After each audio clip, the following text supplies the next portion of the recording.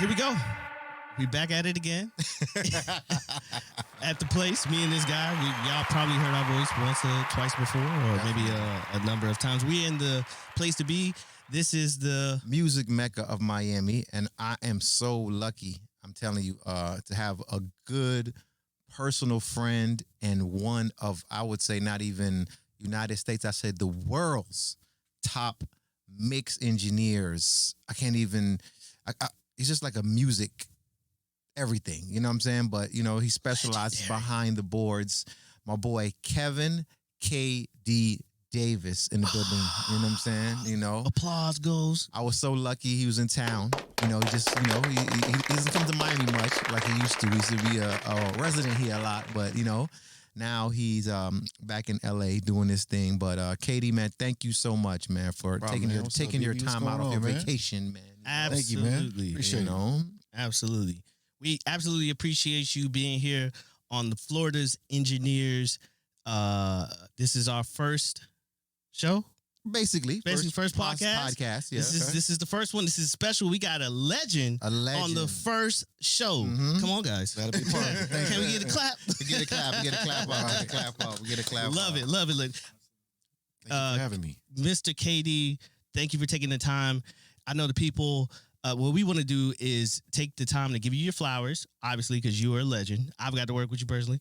Everybody in the industry has. For the people who don't know, can we go a little bit? I like to call this part of the show the elevator pitch. You're on the elevator with a multi-billionaire guy. Let's go. You got the next 3 minutes or 5 minutes. You can have it how long as you want. Let's go. Well, I mean, I haven't had to pitch myself. It kind of stuff has come to me, but I talk that. I just do what I do. If you know my name, you know what I do, and you call me. I give you a great record. He's the guy. If you want that sound, yeah, calling the guy. No, definitely, man. KD, throughout the years, man, me getting to know him, he always brought the professionalism to the engineering game. You know what I'm saying? And that was the real first professional engineer that I saw. It was almost like I was a doctor. You know what I'm saying? When KD pull up and everything is precise, and you know what I'm saying? Even his assistants, all his assistant engineers that work with KD, they always turn out to be great. You know why? Because of him. You know, like he makes you be on point.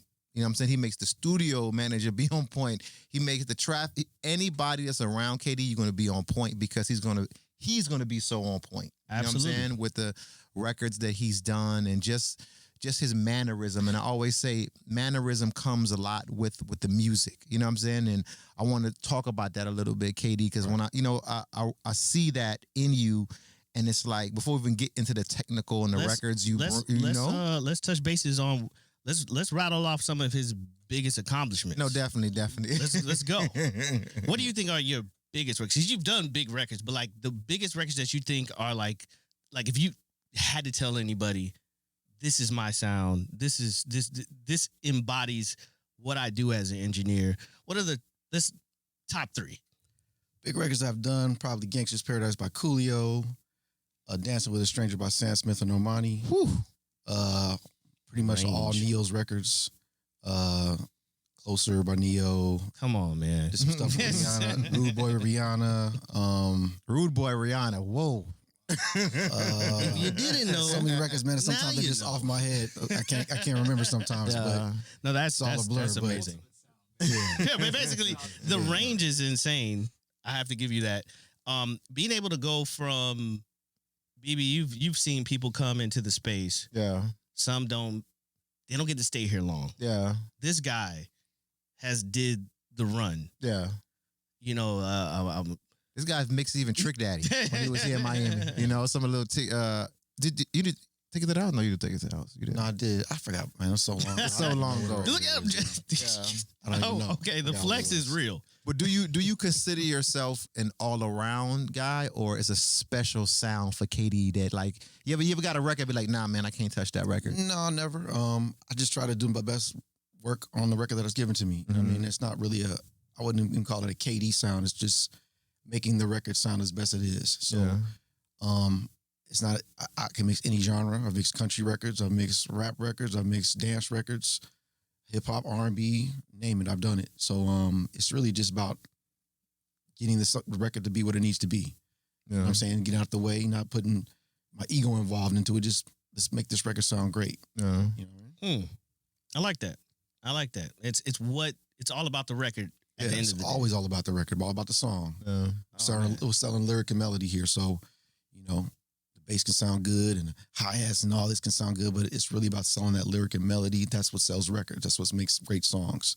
And if you can focus on that, then you can last through eras. Mm-hmm. Would you say part of your not only just the sonic space that the sonic science, would you also say that there is a degree that you implement as far as songwriting and arrangement that plays a part? Like maybe you heard something that the beat should have did and you... Sometimes I do, I'll put drops in or take stuff out or rearrange things if need be. But a lot of times I've been blessed with working with great producers, great songwriters. So It's just about getting out the way and let me go ahead and do what I do and kind of collaborating with the producer or the songwriter or the artist, whatever needs to be changed, because I try to make it a collaborative effort when I'm mixing a record. So it's not just all about me and it's got to be this way and that's it, because I always want to retain the client as well and let them be comfortable working with me and knowing that when they come to me, it's going to come out the right way. They're going to be happy with it. And it's not just about what I'm doing. Absolutely. What's the longest you ever mixed a record for? Oh man. Probably the longest. That's a good question. Probably working with Prince, man. Like, whoa, I worked with Prince for about a year. A lot of flex talk going And we worked on maybe about 2 albums worth of projects, but it took about a year because he had so much going on. At this time he was performing in, I think, Las Vegas. He had a residency there. So I would be down here. Actually did a lot of the stuff down here in Circle House. Yeah. And I would do some work, and if he wasn't ready to deal with the record, we'd postpone it for a couple of days or maybe a week and then move on to another one and go back and forth. But probably I'd say he probably, as far as the length of time to get a record done, was probably, I would say, him. Yeah. Now that's a perfect segue. You're on the money, my guy. Yeah. So would you say that would be the most difficult project? It wasn't really difficult. It's just time consuming. Okay. You know what I mean? It wasn't difficult, I would say. No. Okay. That's fair. That is fair. As we move along here, what would you say are the challenges in a field where there's this concept called mixing in the box I've been hearing a lot about for the last several years? Would you say have you evolved to appreciate that space, or do you still prefer to kind of be more hands-on? And when I say hands-on, like everybody don't have access to the SL board. Yeah, exactly. All that stuff, exactly. You know? Has technology been useful, or are you just kind of somebody who's like, I know my process? Well, it's really all tools. All this stuff is tools, and it's like however you want to use them. So when I started on a console with 2-inch tape, and eventually transitioned into using Pro Tools with the console, kind of a hybrid, still using outboard gear and things of that nature. But as technology advanced, the less and less I was using the analog gear because technology made it to stuff sound better. And every year would be something being upgraded, or a new DAW came out, or a new, upgrade of anything would come up, and I would just start implementing that into my your workflow. My workflow. Mm-hmm. Absolutely. So as I was doing that, I started finding out that I was using less and less outboard gear. And then when you get busy and you got 10 or 15 records you got to get done quickly, leaving stuff off on the board was just taking too much time. So I finally just took the plunge one day and just said, I'm just going to be all in the box. There's still a couple things that I do outside of the box on my stereo bus, but for the most part, I'm pretty much all the way in the box. And I've been that way for probably the last 10 years or so now, maybe a little longer. It's an old conversation at yes. this point. It's really an old conversation. There was a time. It's for the purists. And, it's for the purists. There was a time when you couldn't really get the sound that you can get off this console that you couldn't get in the box. But now it's not there anymore. You can make it happen in the box. And it's just like I said, tools. There's guys like Servant Janae that have been mixing outside the box for 20 plus years that have been making some of the biggest hits forever. So, you know what I'm saying? So it's just a tool. Yeah. And then how you get to it. I like that. Do you think like, because I remember when like we were Katie like, and you assisted, you had to be on point from the coffee to the everything. Do you think it's a lack there now in the new era of assistant engineering to become the next level engineering? Because I know for a fact, like the different assistants that worked here, like Nico Mazuka, who's killing it right now, who won a Grammy, and I saw Nico and Rob and them when them boys was real assistants, man. Right. I mean, like tape on the board, Right. You know what I'm saying? Coffee, breakfast, donuts, like you know what I'm saying? Like they definitely didn't have no ego back then. I don't know about now, but they definitely didn't have no ego back then. But do you think it's a level of difference of the work ethic? You think because it's the new computer age, and like you said, it's quicker. Well, things changed as times change. Back then, you kind of had to do that. There was a lot. You needed to be that because the engineer leaned on the assistant a lot, or leaned on the studio services a lot. Myself now, I actually work by myself. I do my best work by myself. I go in a room, shut the door, and I'm there for however long I'm there. Get these records done, and I'm in and out. I don't really even use an assistant anymore, because my setup is just my workflow is so simple. But some guys require that. Some guys would need a guy to lean on, and they need an assistant to kind of do some of the work for them. For me, it's not really required, but there might be a little bit of a change in the times now where you don't necessarily need that to have an assistant, like you said, taping up the board anymore because nobody's using the board anymore. Yeah. You know what I mean? So it's really the preference of the mix engineer or whoever you're working with. They really need those services. But you started off as assistant. Yes, I did. And who'd you start off with assisting? Who'd I start off assisting? I started off at a little studio in LA called Cornerstone back in the day. I think I assisted for Motley Crue. Wow. For a couple of weeks. And then I just slowly transitioned into like this house studio engineer, just kind of getting stuff done. And then moved over to a new studio called it was called Sound Castle. Sorry. And then my first big artist that I assisted for was Ice-T. And we were during the age we were doing a Body Count album, and we did his Home Invasion album. So I started recording Ice-T's vocals on the Home Invasion album. And it was actually my first gold record. But then after that, I just kind of went pro and just tried to do it on my own. Definitely. Great journey. I was still kind of working at the studio, but I would kind of bring clients into the studio, and I would actually use the studio as the way to get clients. And so I would tell the clients, like, man, I can get great studio time for you. I work at the studio. We can do this, that, and I was using the studio as a way to be professional and say, well, I got a great room. I can do whatever. And they would just come to me instead of having to hire somebody outside and then also hire the room. So it helped me kind of to build clients, meet different clients and build my career that way. Did you do a lot of like free sessions in the beginning? Or like how did you know what I'm saying? Not too many free sessions. I wasn't getting paid a lot, but I wasn't doing stuff for free. Because I just feel like I should be paid for my time. Yeah. So advice to like a young assistant who's been assisting for like 2 years, 3 years, and he still hasn't got that opportunity. What would be some advice you would give that assistant? If you love it, you got to stick with it. And it really kind of depends on the genre of music you're into, and the environment you're in. If you're into rap hip hop, you got to be in an environment that's heavy rap hip hop. If you want to be in R&B or whatever, you got to be in environments that. If you want to be in a rock environment, you got to be in those type of environments. And then people will recognize know your name and see you around, and eventually you'll get those clients built up. But it's really environments you put yourself in, your work ethic, and if you're staying with it and you really love it, it'll eventually pan out for you. Okay, I got a hot one for you. Your top 5 favorite VSTs.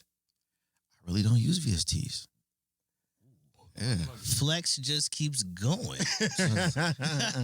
No. VST plugs? What do you mean? Like mixing VSTs. Plugins. Plugins. All right, okay. Okay. I thought you meant VST plugins. I mean, actually. Okay. I got you. I got you. Yeah, ask it again. To the layman. Ask it again. Your favorite mixing plugins. Top 5. I love Waves. I love Universal Audio, UAD stuff. I love that stuff. What What's am I using nowadays? I love. I just Slate? I love plugging in lines. I got all their stuff. Any Slate Digital? I use a Slate. Some of the Slate stuff. Okay. Not a lot because I really like my UAD stuff. Okay. And that's pretty much Yeah, hey, the wave stuff. Pretty much get all the tools that I need to get stuff done. Were you following the big debacle of the subscription? No, because all that wave stuff I owned for years, and I've So you were just I've just kind of like, just kept it it doesn't moving. impact me. I don't care. Even as just like a business decision. Yeah, I've owned all the stuff. Plugins work. You know what I mean? Update them, and that's about it. So do you suggest like a lot of the assistants and engineers to really invest in their plugins?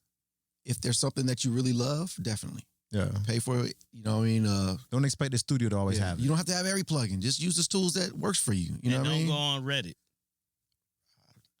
Mess with Reddit. No, it's a joke. It's a joke. It's a joke. I don't even know, man. You gotta stay off Reddit. I'm old school. You know what I mean? But Katie, how do you think you lasted so long in this engineering game? You know, I know it's a hard question to think of just so fast, but what do you think Katie's longevity is? I got to credit my parents. My mom was a singer-songwriter for Smokey Robinson for a long time. My dad was a producer. And so I've kind of been raised in this business.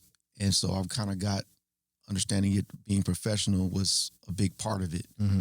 So I've been in studio since I was a little kid, since I was basically a toddler, just being around it. So I started doing roadie work for Smokey when I was about 13, 14 years old. And then after that, I just from high school went straight into working. A month after I graduated high school, I was working in the studio as an assistant. So this has been my whole life for the most part. And just being around different people through different eras and different times has taught me how to stay in the game and what the longevity part of it is. Definitely. And I always say like the business angle of engineering is like I can see you retiring and having like even a KD school or like, you know what I'm saying? Just something, because there's things that you did when it came to engineering that wasn't even technical. That was just amazing. And it was great. How do you say the word? Motivation for the other assistants here to see that you could do it. You know what I'm saying? You know, because, you know, back in the days, we'd have like a day, like I'd have Lou Diaz right here in Studio B, KD in Studio A, and Ray C in here. This is Ray's favorite room in B, and then KD in A and Lou in C, man. Those were the days, man. Guys, like you want to learn something, boy, you better. Yeah. You know, and every assistant would be on point. Every room was different. You know what I'm saying? It would just be a different style of music, a different style of mixing. But one thing that you, Ray, and Lou always had was respect for each other. And I noticed that you guys got along. Those are my guys right there. Yeah. Those guys have been great for a long time. You know what I mean? Yeah.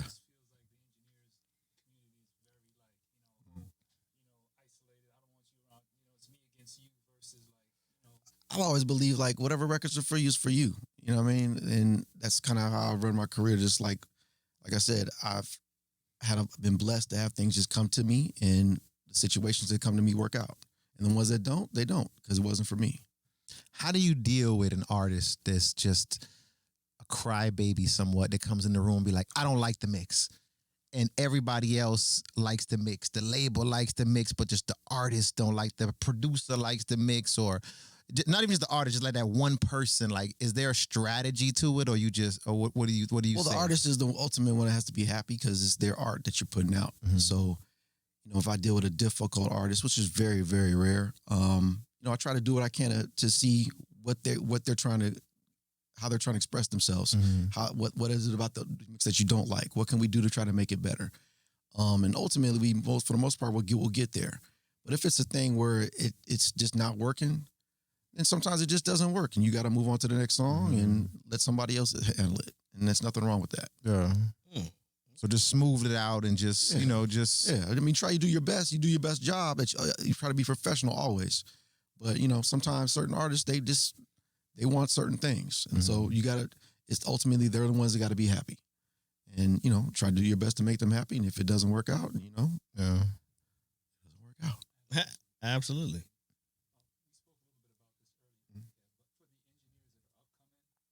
They're assisting at this point, but they're unsure whether they've reached that point yet. And we talked about it briefly, and I just wanted you to speak on that to the engineers that are coming up. When did you realize that you owned this craft that we do? It took some years. I just jumped into it trying to convince my clients that I can do this. I'm doing this. What's going, like I said, I had a studio that I could use as a buffer to show them I was more professional than the next guy. I had a place to work at. So I was just confident in myself that I knew that I could make this work.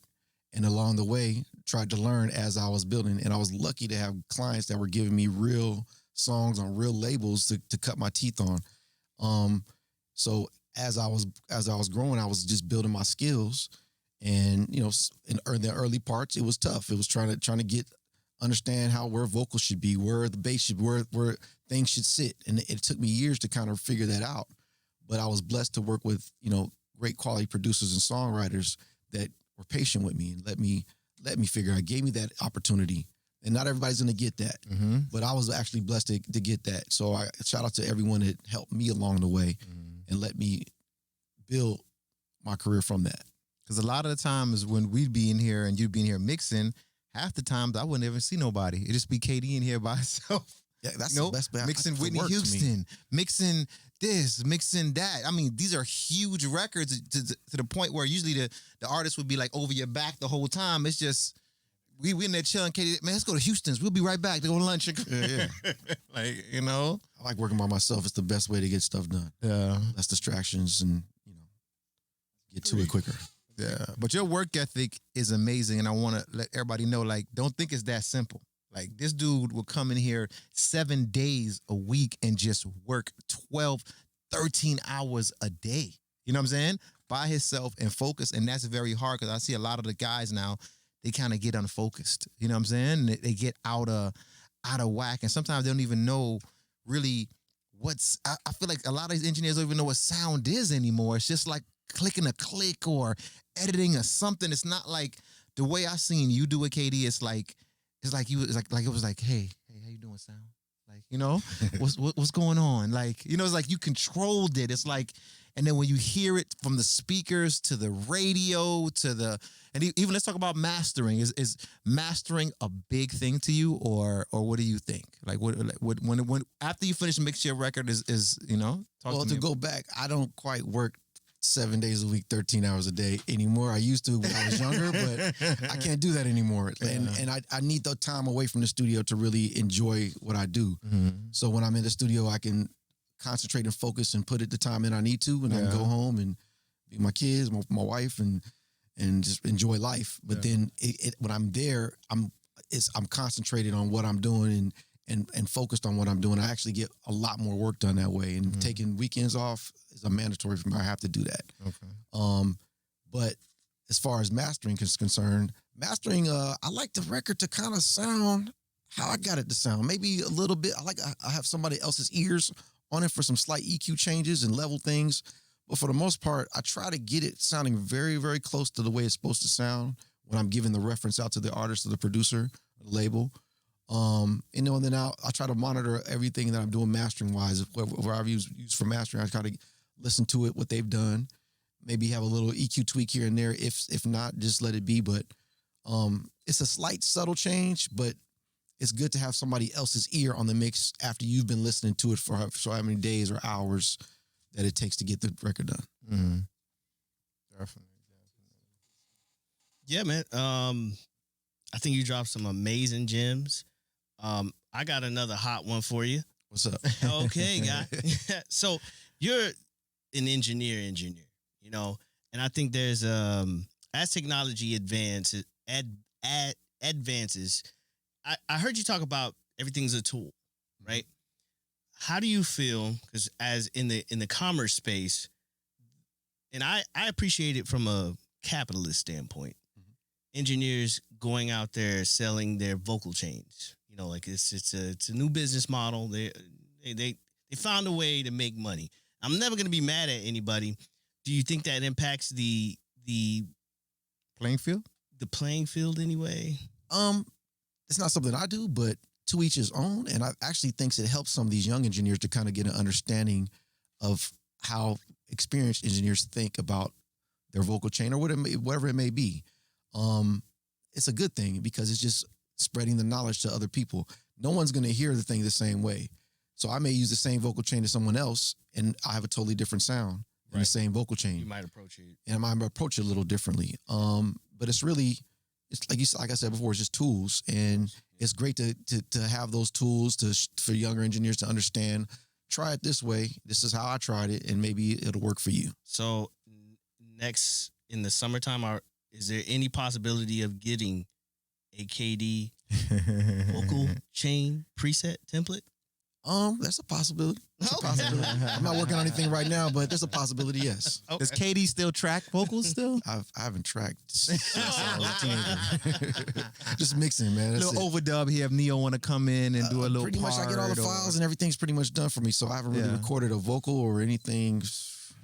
15, 20 years, I think, something like A that. lot of flex talk going on. Name me a couple engineers that you like, or even like, that you not really look up to in a sense, or just that you knew you. My you know? guys, man. Manny American is my guy. Yeah, that guy. Jason Joshua, that's one of the best out there. Serban Janae, like I said, he's Yeah. incredible. Dexter Simmons, incredible. Yeah. Kevin list K.D. goes on. Davis. Kevin K.D. Davis, I like that guy. He crazy. Kevin K.D. Davis, that guy. woo. Pretty damn good. Pretty damn good. Have you thought about technology in terms of getting in the space and offering a plugin? And if you did offer a plugin, what would that plugin do? Thought about plugins, man, but there's so many plugins out now. It's like, How do you do something original? yeah, how do you do something original that's not already been done? And it's not really my forte to just focusing on a plugin. I like just mixing records, man. Like going to the studio, working on a new song, Mhm. working on another song, and going home and doing my thing. You know what I mean? Like, I leave it up to everybody else to do it. There's plenty of guys doing that. There's plenty of guys showing you how to do this and that, and I let them have their space in that. But for me, I just like to do the job. You know what I mean? Right. That's what I like. I still have a big passion for it. Peace of mind is important to you. Peace of mind is key. I I know- I have a passion. Like I said, I still like right now. I can't wait to get home and get to the records I got to finish up. I know you lived in Miami, Atlanta, LA. Do you have like a favorite place? LA's the best to me, but I love Miami. Yeah. Every time I come down here, man, I'm like, man, Brings back memories. it brings back memories. Yeah. So, like, just the vibe is just Miami, LA. That's the two places I would love to be at. Yeah, it's like Miami's a great place and a great space to create. It's always good because it's so much work and play. You know what I'm saying? And you can overplay. You know what I'm saying? Definitely But overplay. You can definitely overplay, but still, like it's the creative space of your mind being massaged, seeing things, seeing colors, and then get into the studio and just get into it. You know what I'm saying? Great And that's energy one here. thing I always say about KD. I watched this guy don't play, man. You know what I'm saying? He never come in. It's sometimes it's jokey. 9 times out of 10 it's not. When it's about business. And he taught me a lot as a youngster about getting like to the business aspect and understanding that it's not always playtime. You know what I'm saying? It's like the studio world is great. It's amazing, but you got to understand you're there to work. You know what I'm saying? And a lot of people sometimes forget that because it's just that relaxed atmosphere and it's this and that, but still you got to put that work in to understand. And I always want to commend you for that Appreciate that. aspect. You know what I'm Thank you, saying? man. And Appreciate a lot of the guys, I introduced Katie to a lot of people that I personally know, like your Ted Lucases and your Big D's and all these people. And to this day, those guys still use you. Yeah. Just to tell you the other day. It's been about 5, 7, almost 10 years, and these people Yeah. still using you. So, it's amazing, and it's just More a than great, more than that. Yeah, yeah, It's more yeah, than that. Yeah. We also touched on this whole Atmos movement, right?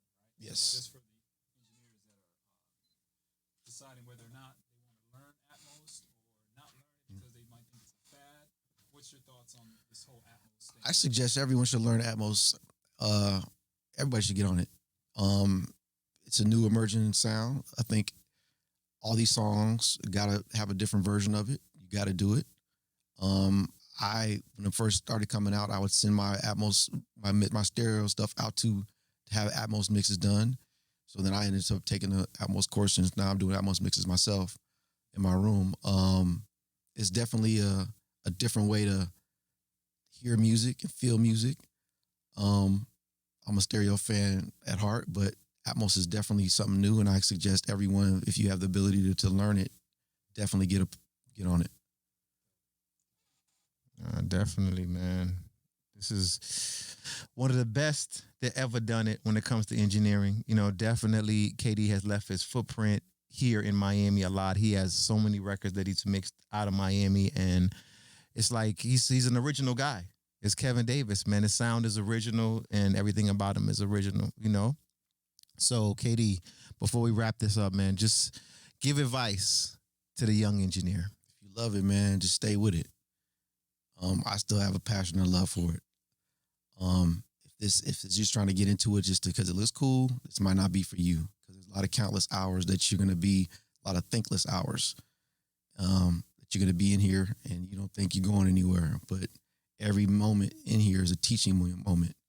And you can learn from just being in a room. So if this is a passion of yours, stick with it. Don't worry about the money. Don't worry about the success. That'll all come. If you love it and you're with it, stay with it. Hey, couldn't have said it any better, man. If you want to do this, it's going to take a lot of hard work. Definitely a lot of hard work, and especially now with technology and there's so many different things. So, man, KD, man, thank you. Thank you for having me. Thank you for taking great, time man. out And be back at Circle House. Hey. Blessing, your spot, your home. You know what I'm saying? I remember that great range. You know what I'm saying? Years. You know what I'm saying? Years and years. And I learned so much, man. And my family, Inner Circle, Lunch Money, everybody, man. KD was definitely, he was like a cousin, like a brother to me, man. And, he always, I learned so much, man. He really took me under his wing. And even from going out partying and just understanding how to move in this industry, because there is a method of how to move in the studio and out the studio, and you can learn a lot watching KD move in the studio and out the studio. You know what I'm saying? Because they still watching. The artists still watch you. You know what I'm saying? Like making sure you ain't a cornball somewhat, or he don't want a cornball mixing his record. He don't want no chump mixing his record, but he wants definitely somebody technical who knows what they're doing, and it's just from the candles in the room to the smell of that room better smell good when KD come in. And it's gonna it better look nice good. Vibe. You gotta have a good energy. The aesthetics, everything better be clean and perfect to the point where you know what I'm saying. Like you better have the ESPN package going with his Laker games on, or ain't no session happening. Let me tell you that. You know what I'm saying. So KD, thank you again, brother. Man, hold on. Johnny said you got one more question. Go ahead. What's up, buddy? What's up? Can you just talk about your experience with the Closer record with Neo? Because as I was reading your discography, I was like, wow, I didn't know. Closer. I was mixing that album. Circle House, of course. Circle House. I did that. Closer by Neo. That was a song produced by Stargate, the incredible production team. Huge. Done huge mega hits. It was just one of the records on the album that I mixed. I didn't know it was going to be as big as it was. I can't remember. It's such a long time ago. I can't remember It was like pulling a up the blur. notes track, You would but get too much it's just- success going on. it was just a. You didn't feel like there was something special about it when you was. I mean, it was Neo at the time. He was really hot, and I knew that every record that he was on could potentially be big, but I didn't know that one was going to be the one that was a Hot 100 #1 record and worldwide smash. So I just did what I normally do, just do my best on the record and let the record be what it is, and it did its thing. I think that's a gift you got because you're so humble with it, and it just that's a aura. Yeah, that's It's just, you know what I'm saying. It's 10,000 hours of knowing what the job is and just execution. Yeah, And that's mastery at best. definitely. Thank you. Thank you, sir. Hey man, this is one for the books. Episode 1 of Florida engineers, we wrapping it up. with the hostess that know the mostest. Abebe, you know what I'm saying? But we got a bunch of, teammates in Florida engineers. You're going to be seeing us highlighting a lot of engineers, a lot of upcoming engineers, a lot of Grammy Award winning engineers. But, it's all about understanding that the engineer is such an intricate part into the music business, into the session, and into making hits. A lot of That's people right. don't understand That's that, right. from the tracking to the mixing. I know we didn't get too technical with KD because we could have got super technical, but he ain't gonna tell you everything and all his tricks. You know what I'm saying? But follow him on Instagram and just look him up, man, and you'll see how real he is, man. Go do your homework. Thank us later. KD, thank you so much. You the man. Thank you for having me, guys. Appreciate Absolutely. it. Yeah. Until next time, guys. This is Kevin Katie Davis with Florida Engineers and my boy Abebe Lewis. Stay tuned for more to come.